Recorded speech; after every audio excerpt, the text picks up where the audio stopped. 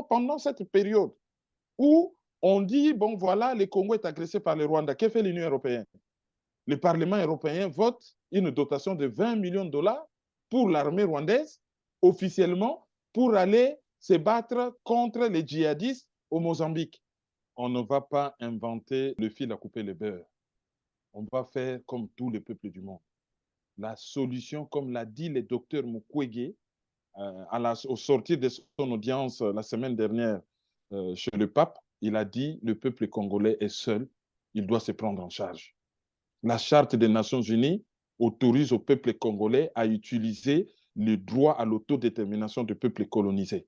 Et croyez-moi, tous les moyens, sans exception, seront bons. Aucun pays, aucun continent ne se développera par l'assistanat.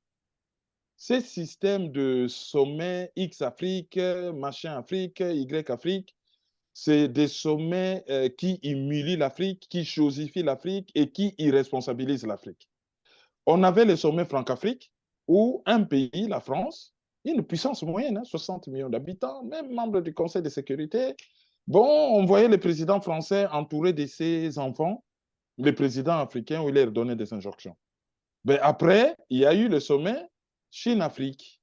Parce que la Chine a trouvé que, avec son développement actuel, sa place de deuxième puissance économique mondiale, il avait besoin de l'Afrique pour maintenir les rythmes. Après, l'Inde va se glisser. Il s'est dit, mais la rivale chinoise est déjà en Afrique. L'Inde aussi va organiser son sommet Inde-Afrique. Et la Russie va organiser à Sochi son sommet Russie-Afrique. Et la Turquie, qui redevient une puissance. Qu'est-ce que la Turquie a fait? La Turquie a organisé aussi son sommet Turquie-Afrique. Bien entendu, les États-Unis, avec Barack Obama, l'Africain, ils vont organiser aussi leur sommet USA-Afrique. Donc, on est dans un sommet où il y a l'Afrique, c'est comme une jeune fille très jolie et tous les loupards du quartier viennent la courtiser et elle est en position passive, en fait. Elle est en position passive, les gens viennent avec des petits cadeaux. Ben, les petits cadeaux qu'ils vont donner, qu'est-ce que la fille en échange va perdre par rapport aux petits cadeaux qu'on lui donne, une petite bague de fiançailles, ceci? Elle va perdre son intégrité physique. Alors, nous sommes devant un continent le plus riche du monde. On vient réunir les Africains en leur proposant une obole. Et cette obole-là est basée sur quoi? Par exemple, là, les États-Unis viennent de faire l'insulte à 52 pays africains de leur proposer 55 milliards de dollars sur 3 ans.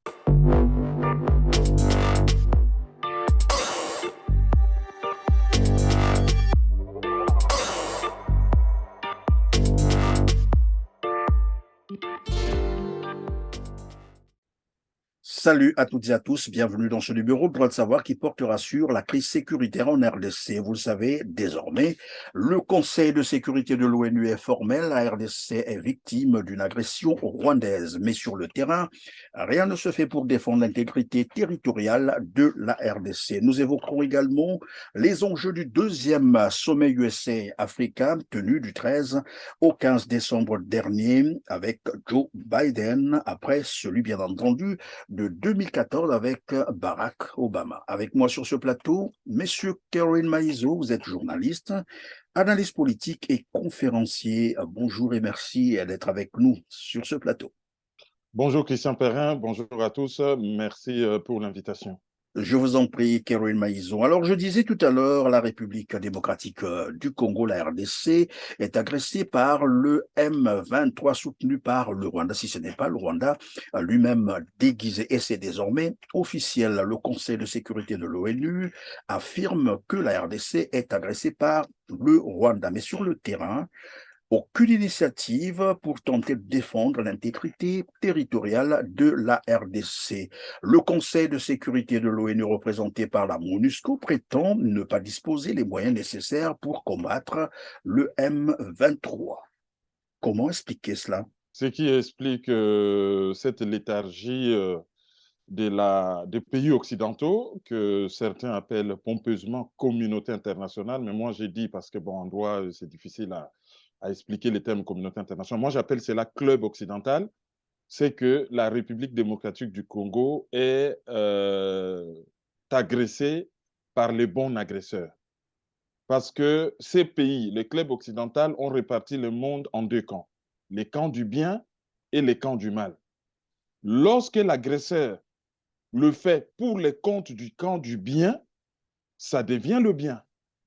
Mais si c'est un de diable, c'est-à-dire la Russie par exemple, qui va pour des raisons que la Russie a avancées, que certaines personnes peuvent trouver légitimes, qui peuvent se discuter certes, mais pour des raisons que la Russie trouve légitimes, là, on va crier à haro sur la Russie et les sanctions pleuvent dru. Non seulement que les sanctions pleuvent dru, les États-Unis, pour ne citer que ces pays, ont donné en moins d'une année 60 milliards de dollars pour soutenir l'Ukraine L'Ukraine. contre la Russie. Mais dans ce cas-ci, c'est le Rwanda, dirigé par quelqu'un que les États-Unis appellent our kind of guys, le genre de garçons que nous aimons. Celui-là même qu'ils ont formé à Fort Leavenworth, Paul Kagame, les sous-traitants des États-Unis dans la région des Grands Lacs, qui est à la tête d'une structure mafieuse et criminelle, issue d'un parti politique suprématiste et raciste du nom de l'UNAR. C'est-à-dire cette structure, c'est l'International Tutsi Power, qui dirige l'Ouganda, le Rwanda, et qui vient de perdre le Burundi, qui dirige aujourd'hui les Congo, avec l'armée de défense du peuple ougandais, l'armée patriotique rwandaise, et sur le plan économique, The Crystal Adventure. Tout ça, derrière, on voit les États-Unis. Donc, comme le Rwanda, dirigé par Paul Kagame, leur genre de gars qu'ils aiment, et le Rwanda, c'est leur genre de pays qu'ils adorent. Le Rwanda se trouve du côté du bien, le bon agresseur. Et le Congo, c'est un champ de matières premières. Pour eux, le Congo, ce n'est pas un pays, c'est juste un endroit, c'est juste un champ de matières premières. Et le Rwanda a les droits, bénis par les États-Unis, de venir massacrer les Congolais. Dans cette histoire, là, aujourd'hui, selon les projections mathématiques, c'est plus ou moins 10 millions de morts. Je vous parle de toute la population de Belgique. Je vous parle de toute la population de la Suisse. Je vous parle de l'équivalent de toute la population du Rwanda qu'on a supprimée. Je vous parle de plus ou moins entre 1 et 3 millions de femmes violées. Et quand je dis violées, mais avec une violence inouïe, introduction des objets contondants dans le corps. Je vous parle de 3 présidents africains assassinés. 3 présidents. Juvenal Abiyarimana, Cyprien Taryamira, Laurent Désiré Kabila. Aucune enquête. Mais lorsqu'un ancien, je ne parle même pas d'un homme en exercice, je parle d'un ancien premier ministre libanais, Rafik Hariri, s'est fait tuer, là, on a mis en place une commission d'enquête, on a nommé des procureurs, d'abord un Allemand, ensuite un Belge. On a dépensé des millions et des millions de dollars pour venger un ancien premier ministre libanais, parce que lui, il est clair de peau, et que lorsqu'il était premier ministre du Liban, il bossait pour les intérêts occidentaux au Moyen-Orient. Alors lui, on doit tout faire pour découvrir qui l'a tué. Mais les 3 présidents où on voit le bras américain prolongé par la main de Paul Kagame, aucune enquête.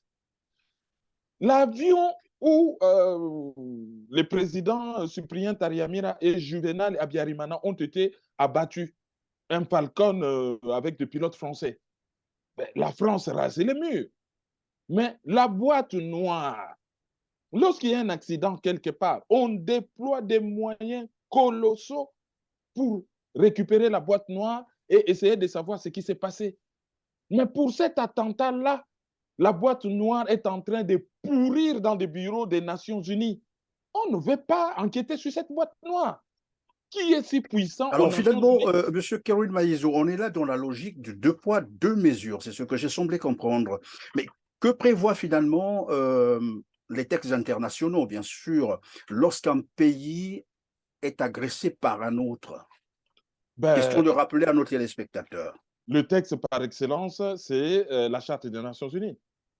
la Charte des Nations Unies, d'abord au niveau du pays, il y a l'article 51 sur la légitime défense. Ensuite, si on regarde les préambules, il y a un principe qu'on appelle les droits à l'autodétermination des peuples colonisés. Parce que lorsque le Congo est agressé et que l'armée rwandaise reste au Congo, quel que soit le nom que l'armée rwandaise prend, c'est une occupation. Et l'occupation, c'est une colonisation. Donc, les droits à l'autodétermination des peuples colonisés, ça, c'est au niveau du peuple congolais. En tant qu'État, le Congo peut utiliser l'article 51 de la Charte des Nations Unies. Et en tant que peuple, on peut utiliser les droits à l'autodétermination du peuple colonisé. Mais tous les chapitres 6, ils ont essayé des discussions, des bons offices, blablabla. Tous les chapitres 6 n'ont pas fonctionné. Et la Charte des Nations Unies dit, lorsque les chapitres 6 ne fonctionnent pas, on enclenche les mécanismes de sécurité collective des Nations Unies, ça dit tous les chapitres 7, opposer à l'État agresseur une force supérieure pour l'amener à cesser ses comportements délictueux. Ce qui n'est pas fait. Tout ce qu'on a trouvé à faire, c'est d'envoyer une force inutile, prétorique, budgétivore, la MONUSCO, pour aller compter les morts et exploiter les matières premières, disons, sécuriser l'exploitation des matières premières par des sociétés occidentales. Ben après, si on regarde au niveau de l'Union africaine, c'est à peu près la même chose.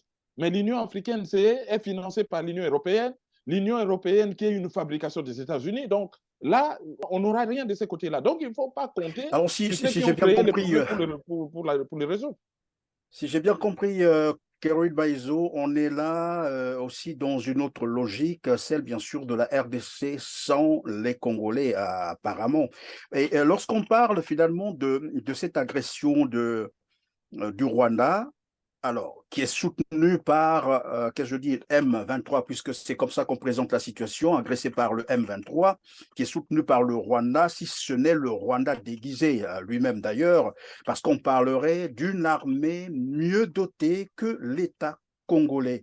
Et curieusement, pendant que la RDC tente de se défendre, on lui lie les mains, finalement, c'est-à-dire l'embargo continue sur les armes contre la RDC. Donc la RDC est en train de se battre les mains liées. Comment expliquer ce paradoxe? Ben, il n'y a aucun paradoxe. Les Occidentaux, devant leurs intérêts, ils sont prêts à tout et ils sont capables de tout. Qu'est-ce qui se passe? D'abord, dans un premier temps, pour que le Congo ne puisse pas se défendre, on va s'arranger pour faire du Congo un État failli. Déjà. C'est-à-dire affaiblir l'État congolais à un niveau. Pour être président au Congo, il faut être... Bon, on va rester courtois. Il J'allais faut avoir employer... été choisi. Non, non, non. Il faut vraiment être nul pour ne pas dire avoir un QI vraiment inférieur. Il faut n'avoir pas fait des études, être quelqu'un qui adore le plaisir de la vie, être sans personnalité, être sans moralité. En fait, lorsque vous venez, vous êtes surdiplômé, rigoureux et tout ça. Non, ce n'est pas des kind of guys. Et ils aiment des guys qui, hein, voilà, qui sont un peu pas intelligents. Voilà. Bon. Ils ont fait infiltrer toutes les institutions congolaises. La présidence, le Parlement, le gouvernement. Si vous regardez le Parlement congolais aujourd'hui, c'est un repère de voyous. Je suis désolé. Je suis désolé de les dire. J'ai honte de les dire, mais je suis désolé. Lorsque vous regardez le gouvernement congolais actuel, il y a des ministres anciens voleurs de poules en Belgique. Il y a des anciens femmes dans le gouvernement. Je dis bien des femmes. Il y a des voleurs de téléviseurs dans des magasins en Belgique.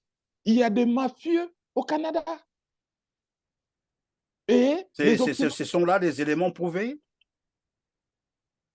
plus que prouvés. Ah ben si je vous donne un nom, vous tapez sur Internet et vous allez en Non, Belgique. les noms sont odieux, on peut continuer. Ben, Évidemment, vous êtes en train de nous expliquer pourquoi cet embargo continue. ben, voilà. Donc, dans un premier temps, on affaiblit l'État congolais et on chosifie le peuple congolais. C'est-à-dire, on détruit l'éducation, on en fait un peuple de danseurs et on y introduit des mécanismes d'ingénierie sociale, mais le plus horrible qui soit, par exemple, l'usage des drogues bizarres. Comme par hasard, ce sont les mêmes expériences qui sont faites à Haïti, où on a des gangs dont on ne sait pas d'où viennent les armes, on a les mêmes sortes de drogues. Donc la population de Kinshasa, c'est banditisme urbain, des drogues bizarres. Donc on détruit la population, on chosifie les Congolais, on détruit l'État congolais. Et à côté, on surarme le Rwanda et on lui donne tout. On lui donne l'impunité, on lui donne une fausse réputation de rigueur de gestion, c'est du pipeau tout ça. On lui donne une réputation de progrès économique, c'est du pipeau, c'est du bidon, tout ça. Et on équipe son armée de mercenaires, ce n'est même pas l'armée rwandaise, c'est l'armée d'un groupe ethnique des Tutsis anglophones qui étaient réfugiés en Ouganda. On équipe cette armée et on le projette un peu partout en Afrique, une armée qui n'a pas de force aérienne, mais qui a des moyens de se déployer partout à coups de millions de dollars, qui leur donne les avions pour être au Sud-Soudan, pour être au Mozambique, pour être en République démocratique du Congo, pour se déployer partout, qui leur donne ces moyens. Donc, voilà ce qui s'est passé. Et comme ils savent, les Congolais nationalistes et qui sont patriotes, hein, ils savent que même sans État, ils vont se défendre. Alors, qu'est-ce qu'ils font? Ils imposent d'abord un embargo contre le Congo, donc tout le monde, et les Congos et les groupes armés sur un même pied, voilà, embargo. Au bout d'un certain temps, on fait évoluer les choses, soi-disant, on maintient l'embargo contre certains groupes armés, et pour le Congo, on les transforme en système de notification préalable avant l'achat des armes. Or, l'achat des armes est une information stratégique qu'une armée doit absolument cacher parce que votre adversaire ne doit pas savoir quelles sont vos munitions, quelle marque, quelle quantité, quelle efficacité. Il va se préparer en conséquence. Donc, c'est une information stratégique et on oblige les Congolais à passer par ces systèmes de notification qui est une espèce d'embargo qui ne dit pas son nom. Et curieusement, chaque fois que l'on cherche à lever cet embargo, que certains Congolais, lorsqu'ils se réveillent de leur léthargie, cherchent à faire sauter cet embargo, ils refusent. C'est toujours les deux pays qui sont à la base de la fabrication de Paul Kagame et à l'origine de la guerre dans la région des Grands Lacs, les États-Unis et la Grande-Bretagne. Pourquoi refusent-ils? Ils évoquent une raison qui peut paraître légitime, mais si on gratte, on verra que ça ne tient pas la route.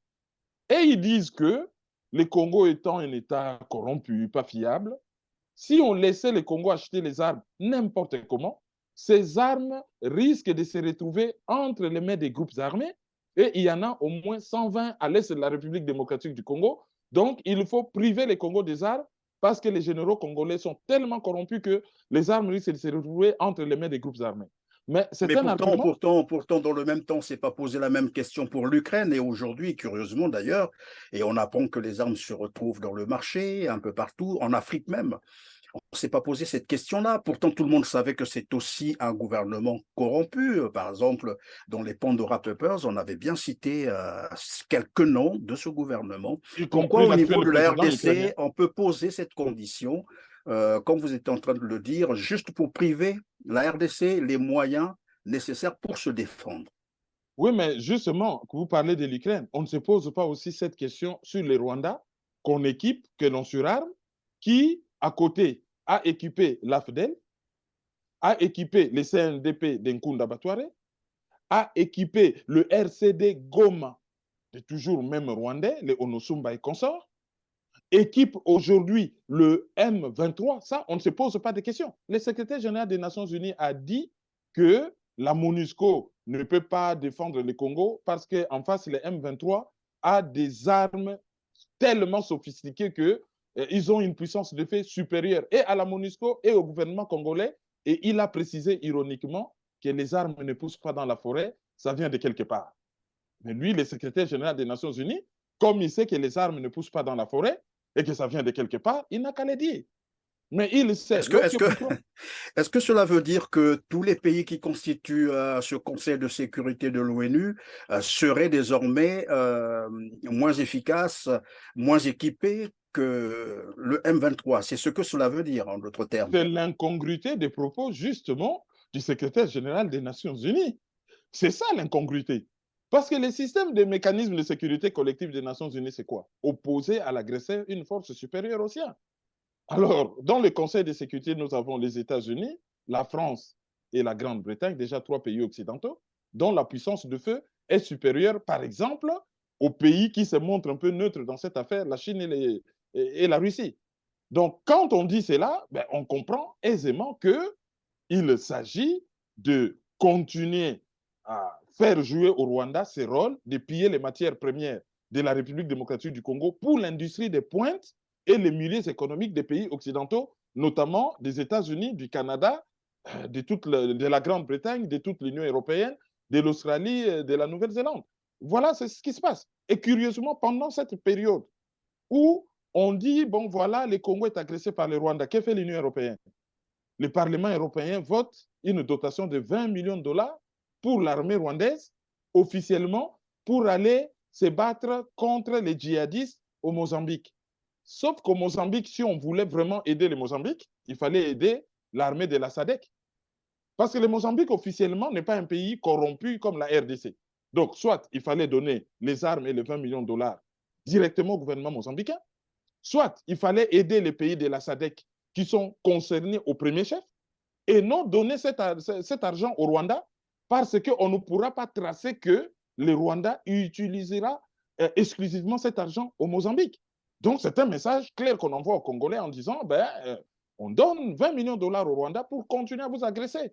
Mais d'autant plus que le message, il est désormais clair, que finalement, la RDC ne pourra jamais bénéficier du soutien du Conseil de sécurité de l'ONU pour se défendre contre l'agression rwandaise. Quelle serait donc la solution à ce problème, à cette agression? Comment mettre terme à cette agression finalement?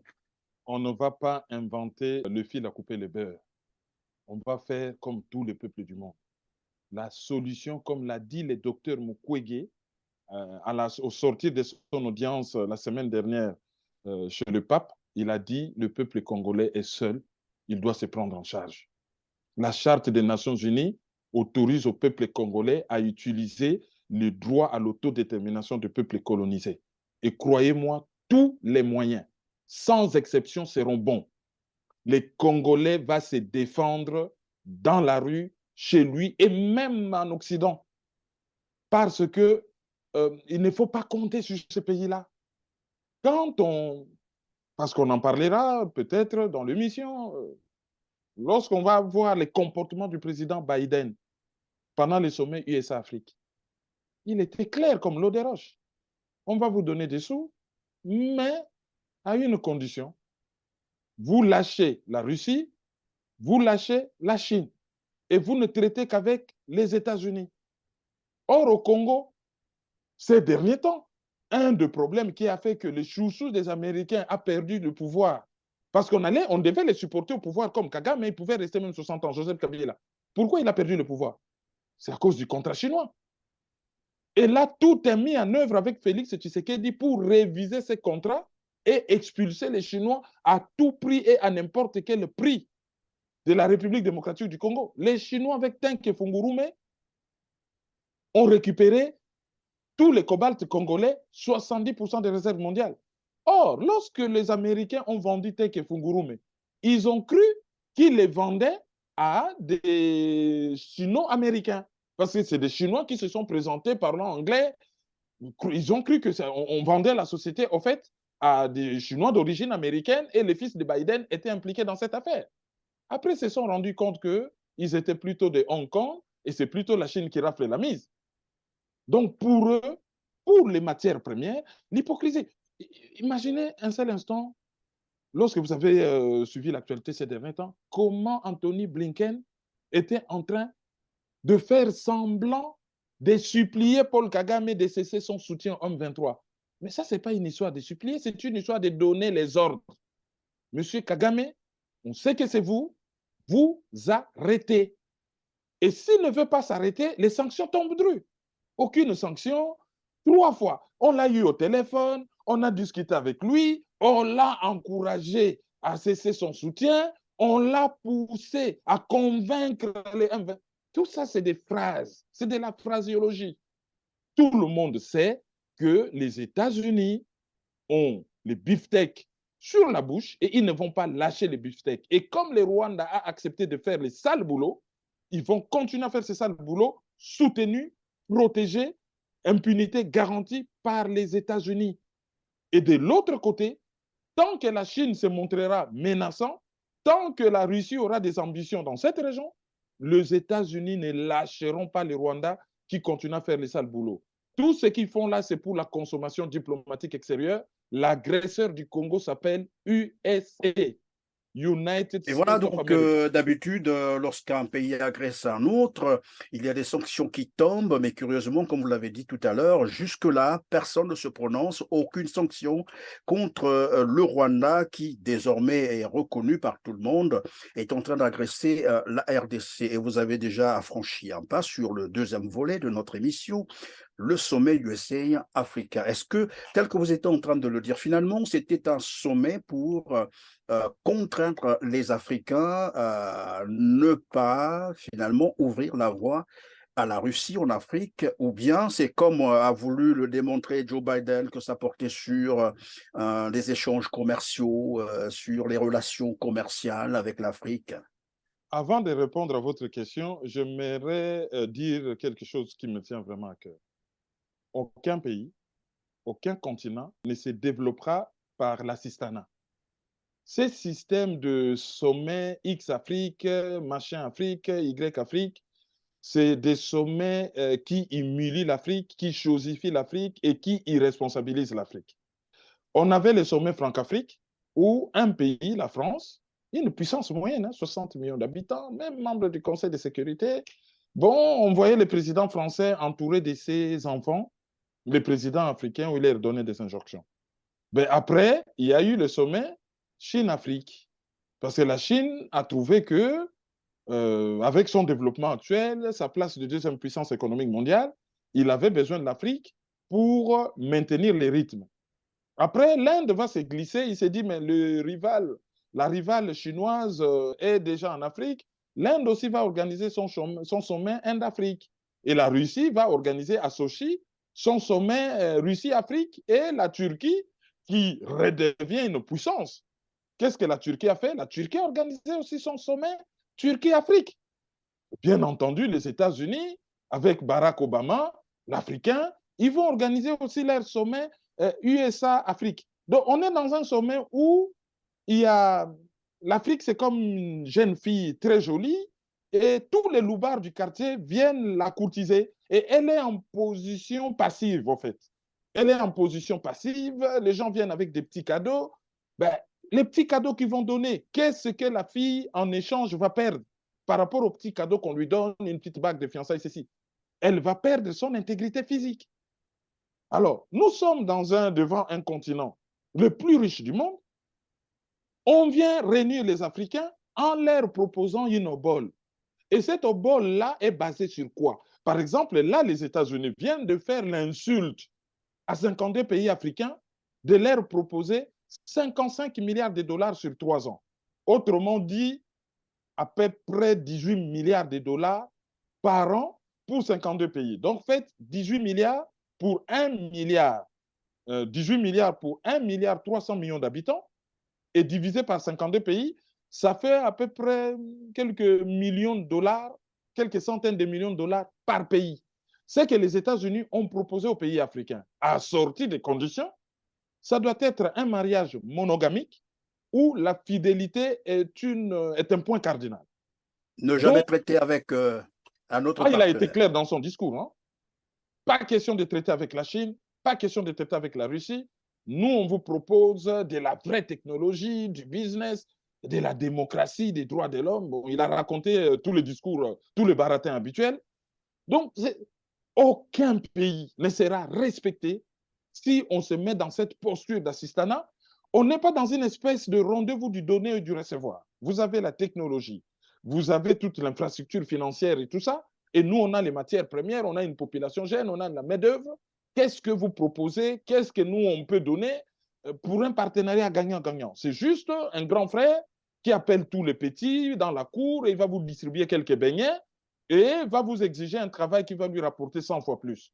Caroline Maïzou, est-ce que le fait que ces puissances-là invitent l'Afrique, comme ils disent, tous les pays africains, parce que, comme vous venez de le rappeler, on parle de Turquie-Afrique, France-Afrique, USA-Afrique, China-Afrique, alors que l'Afrique, c'est 53 pays Et lorsqu'on traite avec l'Afrique de cette manière, est-ce que c'est aussi une façon de dire que finalement, les pays africains ne sont pas souverains, ne sont pas indépendants, une façon de prouver au monde que finalement les Africains ne peuvent jamais réfléchir de par eux-mêmes? Ben, c'est une façon de montrer que c'est des grands enfants. Il faut qu'ils se mettent à 52, pour 52 ou 53 pour qu'ils pèsent quelque chose et qu'on ne les respecte pas. Bon, on les convoque. Bon, de temps en temps, ils vont se trimballer dans le monde entier, hein. Bon, hé, mendiant, fais faire un petit tour en Chine ici pour une bol, un bol de riz. Bon, les mendiants se déplacent à la queue leu. Et dès qu'elle a fini en Chine, mendiant, viens faire un tour aux États-Unis pour l'hamburger. Les mendiants se déplacent. Ben, viens manger un kebab en Turquie. Ah, ben, les mendiants, voilà. On ne nous respecte pas, en fait. Nous sommes juste des mendiants à qui l'on peut donner une obole, mais en retour, on nous pille notre sous-sol comme pas possible. Nous avons une position géostratégique capitale dans le monde. Nous avons les matières premières, nous avons les climats, nous avons la main-d'œuvre, nous avons, on va le dire, des cerveaux qu'il faut s'être formé, mais nous avons des cerveaux. Et c'est des humiliations qu'on nous offre comme ça en nous invitant de temps en temps dans leur pays pour nous imposer les choses. Donc, pour le président Biden, l'objectif, c'était de reprendre la main en Afrique parce que les États-Unis semblent menacés par la Russie et la Chine. Et c'est ce qu'il a fait de la manière la plus claire qui soit. Et on va remarquer que dans cette invitation, les démocrates, eux, ils ne parlent plus démocratie là. Hein? Ils parlent plus démocratie. C'est business. Évidemment, il parle plus démocratie. Je vais vous proposer donc un extrait de discours de Joe Biden qui parlait évidemment de ces échanges commerciaux avec des conditions qu'on va suivre d'abord tout à l'heure et on y reviendra pour l'échange. Now, you might be thinking, this is a forum dedicated to deepening business ties and advancing two-way trade investments between Africa and the United States. Why is Biden talking so much about all these other areas? Well, it's because Africa's economic transition depends on good government, healthy populations, and reliable and affordable energy. These things business seeks out when they're looking to invest. They attract new opportunities, and they launch new partnerships. And the United States is committed to supporting every aspect of Africa's inclusive growth and creating the best possible environment for sustained commercial engagement between Africa companies and American companies. The United States is all in on Africa's future. Voilà. Alors, monsieur Karen Maïzo, vous venez de suivre avec moi cet extrait où Joe Biden dit que ce forum est dédié en fait à l'approfondissement des liens commerciaux et à la promotion des investissements commerciaux bilatéraux entre les États-Unis et l'Afrique. Une transition économique de l'Afrique qui dépend, j'insiste là-dessus, qui dépend d'un bon gouvernement, d'une population en bonne santé et d'une énergie fiable et abordable. Il se trouve que à ce sommet ont été également invités les despotes africains, les dictateurs, on les a vus, on a vu par exemple Mahamat Déby qui venait là de massacrer sa population devant tout le monde et qui est arrivé là par un coup d'État, il faut le dire. On a vu également Denis Sassou Nguesso du Congo-Brazzaville. On connaît comment il est revenu aux affaires en 97 par coup d'État sanglant et il y demeure encore depuis 25 ans en tripotant les constitutions. Dernièrement, il a modifié la constitution pour y rester. Nous avons vu également Paul Biya. Alors ici, lorsque Joe Biden dit la transition économique de l'Afrique dépend d'un bon gouvernement, des populations en bonne santé. La transition Comment économique, comprendre cela? ben, c'est des bons mots et c'est des discours. Ça dépend, je crois, c'est destiné à l'opinion intérieure américaine. Parce que l'état de santé de la population africaine passe aussi, pas seulement par l'absence des maladies, mais par l'absence des guerres. Alors, le plus grand fomentaire des guerres qui tue, je préfère quelqu'un qui a la rougeole, qui a la malaria, que quelqu'un qui reçoit une balle dans la tête. Parce que les guerres américaines en Afrique font plus de morts que certaines maladies. Et même certaines maladies, on va dire que nous sommes des complotistes. Ça ne m'étonnerait même pas que certains laboratoires occidentaux injectent des maladies pour expérimenter leurs médicaments. On a vu comment Ebola s'est répandu dernièrement dans certains pays africains. Il y avait vraiment de quoi se poser des questions. Et quels sont les laboratoires qui se sont retrouvés juste dans la foulée derrière pour essayer de... On peut toujours se poser des questions. Donc, quand on veut que la population africaine soit en bonne santé, ben, on ne fomente pas déjà des guerres en Afrique. Quand on veut que la population africaine soit en bonne santé, on ne met pas à la tête des pays africains des dirigeants qui sont des dictateurs, parce que c'est eux qui choisissent les dirigeants. Dans le cas du drame, le drame congolais, les États-Unis ne peuvent pas nous dire qu'ils sont innocents, que Laurent Désiré Kabila soit assassiné, qu'un alias Joseph Kabila soit arrivé au pouvoir, qu'un Félix Tshisekedi qui était presque le bébé de l'ancien ambassadeur des États-Unis à Kinshasa, qui les trimballait partout comme un gosse. Il a même fait promener à Washington jusqu'à aller visiter des cimetières, comme un gamin. On ne va pas nous dire qu'ils n'étaient pas au courant que Tshisekedi soit arrivé au pouvoir. On ne va pas nous dire que Museveni est arrivé au pouvoir par ses propres moyens. On ne va pas nous dire que Paul Kagame, ce n'est pas leur fabrication. On ne va pas nous dire que Ouattara en Côte d'Ivoire, même si c'est la France, on ne va pas nous dire que les États-Unis n'étaient pas au courant. Ainsi de suite. Je peux vous citer comme ça des pays. Donc, allez nous parler de tout ça, bon, de la population en bonne santé, de la bonne gouvernance, l'approfondissement des relations économiques pour les intérêts des États-Unis, oui. L'augmentation des investissements. Mais qui nous disent quels sont ces investissements américains? Il est de combien? Ça a changé quoi? Ça a développé quoi? Dans chaque capitale africaine où vous passez, vous verrez au moins un stade, vous verrez peut-être au moins une route, vous verrez peut-être un palais, vous verrez peut-être une usine. À quel prix, certes, mais ça existe. Du côté de la Chine. Et ils peuvent brandir tout cela. Les Russes n'ont jamais colonisé personne. Ils n'ont jamais agressé officiellement personne. On les a vus donner des bourses à tour de bras et former des Africains. Ça, on ne peut pas les leur nier. Les États-Unis, concrètement, à part soutenir militairement l'Égypte, parce que l'Égypte joue un certain rôle dans cette région, à part soutenir militairement l'Égypte, quels sont ces investissements dont parle le président Biden? Bon, il va rénover un peu la Goa.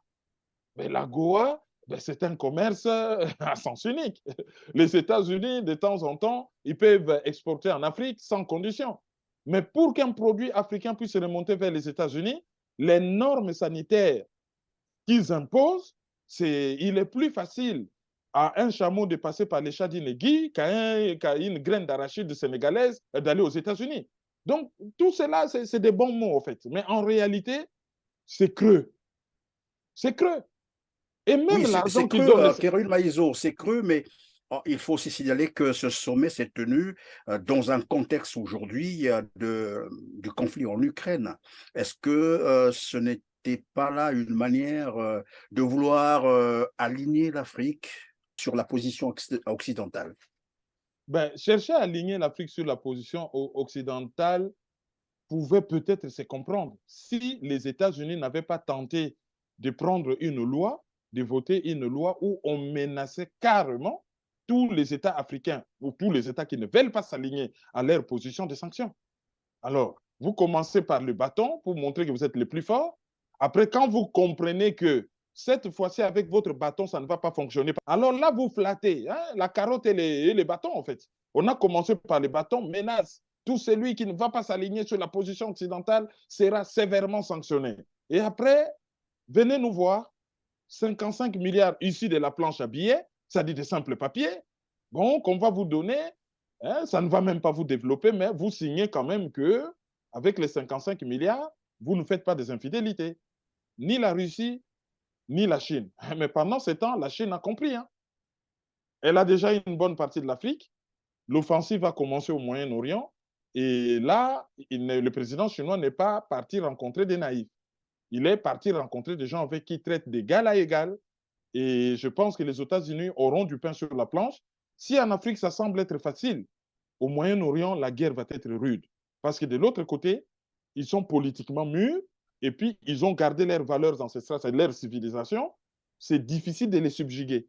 Tandis que l'Africain, qui est très aliéné, facilement subjugable, ben voilà, c'est ainsi que ce genre de sommet, on court et ce genre de discours hypocrites et pompeux passent.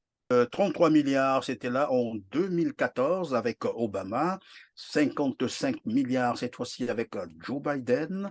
Et lorsqu'on imagine que c'est quand même 53 pays africains, on n'a même pas tenté de présenter le bilan de ce qu'a représenté les 33 milliards de 2014 et on est passé là à 55 milliards. Est-ce que jusque-là, comment interpréter tout cela lorsqu'on brandit de telles sommes devant tout le monde, aux médias, pour dire qu'on a donné 55 milliards, on a l'impression qu'on a donné ça à un pays d'Afrique et non à l'Afrique Ben, tout c'est ça entière. la puissance de la communication américaine. D'abord des 33 milliards qui ont fait pchit à 55 milliards, qui vont faire pchit aussi. Euh, il n'y a pas un grand progrès déjà. Et Ensuite, les pourquoi 50... on brandit toujours cet aspect des montants, de l'argent à allouer aux Africains? Pourquoi on passe par là, par les finances? Ben, parce que l'Africain est considéré comme un mendiant à qui on doit donner le bol. Et vous êtes encore gentil de parler comme ça de 55 milliards. Il faut bien préciser, 55 milliards de dollars sur 3 ans. Ce n'est même pas pour une année. 55 milliards de dollars pour 53 pays africains sur 3 ans. Et préciser encore que cet argent est issu de la planche à billets. Et repréciser encore que en Ukraine, un pays de 44 millions d'habitants, un seul pays, en moins d'une année, 11 mois à peu près, c'est 60 milliards de dollars. Ce n'est pas une façon de se moquer des Africains. Ça.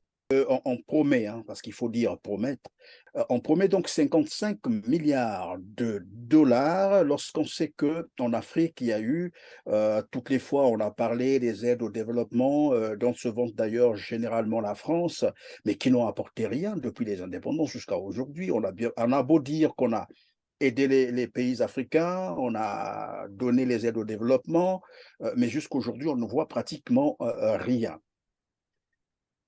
Ben, l'aide au développement, c'est la plus grosse arnaque des relations internationales qu'on ait jamais connue. On Une aide, façon de tenir toujours l'Afrique mais une dans façon de le tenir circuit de l'Afrique par la dettes, babysitting. Ben des oui, dettes interminables. ben, c'est une forme d'esclavage. Vous savez, hein, la main qui donne est toujours supérieure à la main qui reçoit. Et pour 1 euro emprunté ou prêté à l'Afrique pour 1 euro, généralement, l'Afrique a déjà remboursé 6 euros et on lui en réclame encore 4. C'est des prêts à usure. Des prêts avec tellement de conditions que c'est de l'argent qui finance l'Occident. Quand on vous donne 10 euros, dans ces 10 euros-là, on vous envoie un expert qui, ici en France, aurait eu un salaire de 1500 euros, mais en Afrique, il sera logé, villa, chien, piscine, vacances et tout ça avec un salaire de 10 000 euros. Ben, 60% de la somme, déjà, c'est pour entretenir le personnel occidental. Ensuite, le papier hygiénique, l'ordinateur, tout acheté ici en Occident. Qu'est-ce que cet argent rapporte en Afrique? C'est juste un moyen de financer les entreprises ici. Aucun pays ne s'est jamais développé avec cet argent dit de l'aide économique, un terme abusif. Ce n'est pas une aide, c'est des prêts à usure. Mais c'est vraiment des prêts à usure. Et quand vous regardez d'où vient cet argent, c'est juste de l'argent, croyez-moi, de la planche à billets. C'est juste des papiers. Ils impriment des papiers, ils vous, ils vous le donnent, entre guillemets, mais ils ne vous le donnent pas. Ils vont déverser leurs entreprises, acheter chez eux et tout ça. Vous vous retrouvez avec une dette que demain, vous allez payer avec des matières premières qui, elles, valent au moins quelque chose. Donc, il faut que nous changions les relations internationales injustes qu'on a aujourd'hui. Tant que l'Occident sera le centre et que les autres pays seront la périphérie, le centre a tout pour lui et la périphérie est au service du centre, on aura ces rapports économiques aussi injustes qui aboutissent à des incongruités telles que nous les voyons. Alors, le sommet USA-Afrique, qu'est-ce que ça va donner? Je sais que pour beaucoup de ces dictateurs, c'était juste l'occasion de voyager, d'être vu à la table des grands. C'était un show qu'ils faisaient. Et De poser avec Biden pour dire que je suis quand même reconnu. Et voilà. ouais, et que je vais bosser pour le patron et que, pardon, ne m'exécutez pas, je vais rester là. Bon, de temps en temps, je vais brimer un peu ma population, mais tant que vos intérêts ne seront pas touchés, s'il vous plaît, laissez-moi au pouvoir. Je serai obéissant, je ne vais pas fricoter avec la Russie, je ne vais pas flirter avec la Chine, je serai obéissant, mais garantissez-moi une certaine longévité au pouvoir. Mais dans le même temps, quel est le message que les États-Unis envoient à la jeune génération africaine aujourd'hui qui ne veut plus se laisser faire? Lorsque Biden, par exemple, démocrate de son État, s'affiche avec ces despotes. Le message, c'est que ne vous contentez plus des propos mensongers et pompeux de certains dirigeants occidentaux. La jeunesse africaine d'aujourd'hui a la chance d'avoir accès à l'information déjà, a la chance, quoi que l'on dise, d'être formée, a la chance aussi de voyager. Donc, ils ont plusieurs modèles que l'on croise dans un même pays. Aujourd'hui, il y a beaucoup d'Africains qui ont fait des études en Russie, beaucoup qui ont fait des études en Chine, beaucoup qui ont fait des études dans des pays occidentaux. Et les plus grandes migrations, en tout cas des Africains, c'est dans des pays du Sud. Hein. Ils sont toujours entrés en Afrique. Je crois, je n'ai pas les statistiques exactes, je crois que 70% de la migration africaine s'est fait dans des pays africains. Il n'y a qu'un tout petit pourcentage qui sort à l'extérieur de l'Afrique. Donc, tous ces jeunes ont compris, ils ne vont pas se contenter du discours. C'est des jeunes qui sont décomplexés. Demain, les jeunes occidentaux auront fort à faire parce qu'ils auront en face d'eux des gens qui comprennent, des gens qui ne sont pas de la génération de nos parents, qui se sont laissés coloniser. Bon, ils se sont battus, hein, on ne va pas les jeter la pierre, mais qui ont quand même été colonisés. Ceux d'aujourd'hui ne vont pas se laisser coloniser. Ça sera la guerre comme à la guerre. C'est ce que les jeunes Arabes ont compris. Et vous voyez, ils ont des méthodes brutales, un peu rudes, mais je ne pense pas qu'avec eux, on va aller se comporter comme ça se passe en Afrique. Parce qu'eux, au moins, ils savent se défendre et ils ne se fixent pas des limites pour se défendre. À la guerre comme à la guerre, ils utilisent tous les moyens à leur portée. Après, c'est qu'une histoire de vocabulaire. Hein. Dans le monde arabe, ça s'appelle la résistance. Mais en Occident, ça s'appelle terrorisme. C'est qu'une histoire de vocabulaire. Et à l'allure où vont les choses, on va finir par là en Afrique. Parce que les gens n'en peuvent plus. Ils veulent vivre heureux, comme les jeunes de l'Occident. Ils veulent avoir des perspectives d'avenir. Ils veulent avoir des passeports qui sont respectables et respectés. Ils veulent avoir du travail. Ils veulent avoir une assurance santé. Ils veulent avoir un pays qui fonctionne. Ils veulent se sentir heureux, légitimes dans leur pays. Quelqu'un, un jeune Africain qui naît aujourd'hui et qui a 20 ans, il n'a vu qu'un président, quoi. Depuis qu'il est né. C'est la même personne qui est président. Oui, 30 ans, 40 ans, Oui, c'est le même 30 ans, président. 40 ans. Lorsque lui, il est malade, il va au dispensaire, il n'y a pas de médicaments. Mais lorsque le fils du président a une petite rage de dents, parce qu'il Une aurait mangé évacuation je ne sais sanitaire, quoi, oui. allez, il est en Occident. Tout ça, les gens voient. Dans les réseaux sociaux, ah ben, les anniversaires fêtés dans des hôtels luxueux en Occident, ça, les jeunes en Afrique, ils voient. Et ils commencent à ne plus supporter. Et on sait toujours que lorsque ces gens sont au pouvoir, ils sont soutenus. Lorsqu'ils meurent, les milliards dont on nous a parlé qu'ils ont détournés, on ne les retrouve jamais. Ça disparaît dans des banques occidentales. C'est du vol. L'argent de Mobutu, l'argent de Bokassa. Qui a volé l'argent de Bokassa? L'argent de Mobutu en Suisse. On nous a parlé des milliards. Où se trouve cet argent? Les fonds souverains libyens. On a détruit la Libye. Il y a presque 400 milliards de dollars qui ont disparu dans des banques belges. Un peu moins de 500 milliards de dollars disparus dans des banques britanniques. Ce n'est pas du vol, ça. Ce n'est pas du vol, ça. Ça, les jeunes Africains voient. Donc, c'est un discours Oui, qui ne passe plus. Le monde change. Maintenant, les Africains, pour s'en sortir, qu'est-ce qu'il faut faire? Ben, il n'y a pas de honte à faire cela, à opposer les grandes puissances entre eux. Les Occidentaux, c'était sur un boulevard où ils pouvaient rouler comme ils voulaient. Maintenant, il y a les Chinois, maintenant, il y a les Russes, et il y a même les BRICS aussi.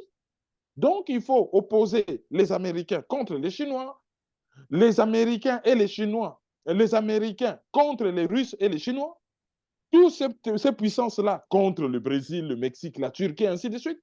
Et il faut jouer à ces jeux de puissance, les opposer et tirer son épingle du jeu.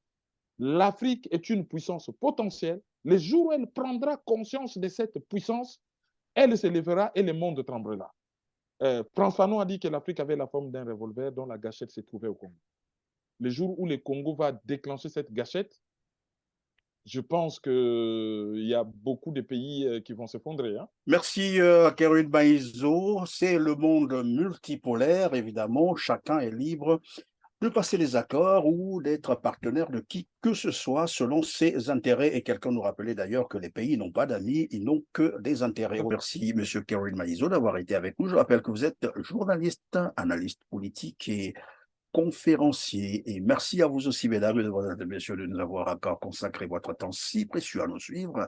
Comme d'habitude, en tout cas, je ne cesserai de vous le rappeler, likez et partagez nos émissions pour nous aider à parfaire notre référencement. Le succès de Teler TV, c'est avant tout le vôtre. Merci encore et on se retrouve très bientôt.